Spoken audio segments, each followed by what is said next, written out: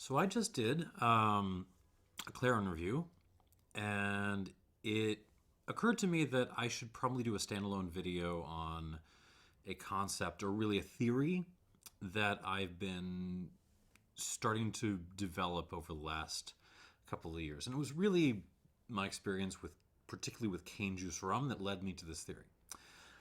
And here's the thought. If you come to spirits from mainly a whiskey background, you don't have a whole lot of experience trying unaged grain spirits, right? You've probably tried vodka, and vodka's pretty darn neutral.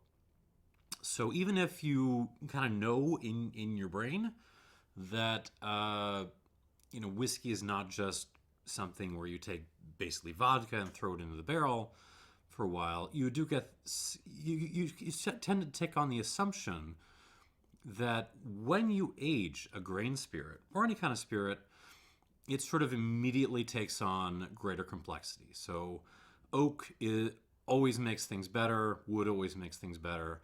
Things can get over oaked over time. You got a while until you reach that point. If you have a choice between aged and unaged, why not just always take the aged one, because it's always going to be more interesting, more complex. It's not always true, though. So what I want to talk about in this video is what I'm going to call here, I've called it different names, the aging ditch. And the idea of the aging ditch is, if you imagine like a run chart. I should be able to draw it with basic editing, but I don't have time for that. So you imagine that you have a neutral spirit, you have an unaged spirit kind of at this point, right? And the second you add any oak to it, well, complexity, quality immediately starts going up and up and up. And maybe over the course of a couple of decades, it might get over oaked. Things might start going downhill. It doesn't actually seem to work with that, especially if you start tasting unaged spirits, say from rum.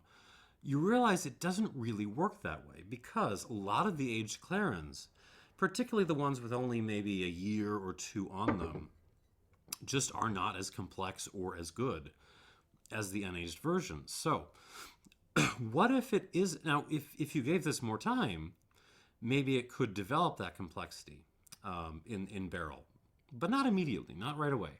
So you have to imagine that rather than it being a sort of, you add oak and then immediately things get better, you have to imagine there's a ditch, like things are going along, you throw in oak, and then oops, you actually lose some complexity. Maybe not absolute quality, but certainly some complexity. And then over time, you keep it in the barrel, it starts to pull itself out of the ditch, it gets better and better and better. And then maybe decades down the road, you start running into over-oaking problems. So, I mean, just to prove my point, I haven't reviewed this yet. I will get around to it eventually, but Bladnock will sell you a bottle of new make. I have it in my glass right here. And it's actually pretty darn complex. There's some really interesting kind of like grainy, citrusy notes.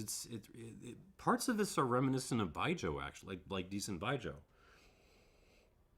It's got complexity, it's got intensity. Even in the mouth, it's got some weight. It's got good, mouth length. It's got a fairly longish finish. What's holding this back is a little bit of balance. There's a couple of, more unpleasant notes, off notes in here. And that's what you throw it in the oak for, right? Now, is the second you throw this in oak, is it going to be, immediately better than this? It's going to be less complex, right? You throw this in there. From my experience, my sense is a lot of the time things go through almost a dead phase first. Like you smell it and it's just like there's nothing there. And then you get kind of like a rush of oak, but it's almost like fragile oak. It can almost like blow off sometimes. And then gradually I want to say the spirit reasserts itself as you start to pull out of the ditch. But it's almost more like you get the spirit in the form of tertiary notes, or what wine nerds would call tertiary notes, notes resulting from, the aging process, the synthesis of everything happening. So spirit and oak kind of working hand in hand. And eventually you get something like this, which I actually like, better than. Well, I'll do a review of the new make at some point, but I will go out of my way right now to say this is better. But it's also been in oak for like 11 years, so that's not nothing. So it's had plenty of time to pull itself out of the ditch. Now, you may ask, like, well, okay, what is my takeaway from this? Mainly, just like, don't always assume that the aged version is going to be better, especially if it's a shorter period of aging. Not necessarily if it's like a couple of months, not necessarily. Often, very often, especially if it's in a style, rum, brandy, eau de vie, definitely agave spirit, a whole bunch of other stuff. Like, the unaged version will just be thoroughly better, and it would take an aged version a couple of years, if not a couple of decades, to catch up. I should say, I don't want to sort of impose a strict form on this sort of developmental curve. It's just think of it as a gestalt, like a rule of thumb, if you like. It's going to happen differently and on different time frames depending on a ton of different factors. But it's just something to keep in mind. It's also something that you can have some fun with if you're doing, say, home blending, or, by the way, if you're a producer. And I'm looking to put some new front products onto the market. I mean, so there's no trick in wine where, like, okay, so you have, you're making a wine and you want to retain freshness, fresh fruit, acidity, but you also want some of the complexity, the additional complexity that comes along with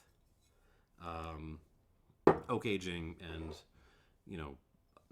slow oxidization and all that stuff. So what do? You age part of your product in oak. You leave part of it just in stainless steel. And at the end of the process, you just blend them up. And hey, you can do basically the same thing with spirits. So right now, I got me some Laird's Jersey Lightning, unaged, apple brandy, I should say. And I've got the 5-year-old Laird's, and I'm going to blend them together. When I tried this last night, it took a couple of minutes for it to marry, but I figured it would be fun to do this on camera. And it's pretty much like what you would expect. You're getting a lot of the freshness, especially the floral qualities, from the Jersey Lightning, the unaged version. But you got the vanillas and some of the more complex, like, dried apple notes that you get from the aged version.